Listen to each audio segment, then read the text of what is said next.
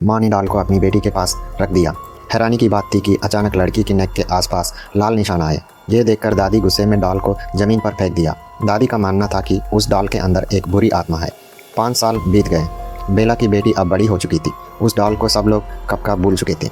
एक दिन एक मार्बल लुढ़कते हुए स्टोरेज रूम में चला गया। लड़की ने स्टोरेज रूम से वही डॉल फिर से निकाल ली।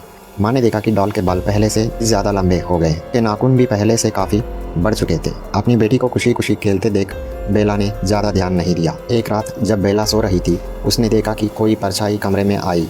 वो परछाई कंबल के अंदर घुस गई। बेला डॉल को देखकर डर के मारे उठ गई। उसे शक होने लगा कि डॉल में कुछ गड़बड़ी है। उसने डॉल को नीचे ट्रैश में फेंक दिया।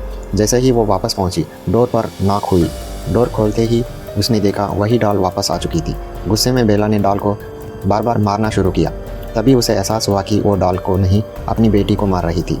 डर के मारे बेला चीख पड़ी। ये सिर्फ एक ड्रीम था। अगले ही पल उसे फिर वही डोर नॉकिंग साउंड सुनाई दी।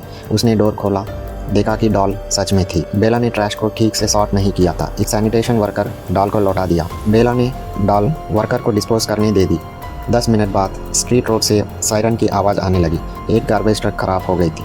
तभी बेला ने देखा कि उसकी बेटी वही डॉल को पकड़े बाहर आ रही थी। अगले दिन बेटी ने कहा कि वो हाइड एंड सीक खेलना चाहती है। मजबूरी में बेला घर के अंदर जाकर उसे ढूंढने लगी। तभी लड़की उसके पास से दौड़ती हुई रूम से निकल गई। बेला उसके पीछे लॉन्ड्री रूम तक पहुंची। वहां उसने वॉशिंग मशीन के ऊपर छोटे छोटे हाथ देखे।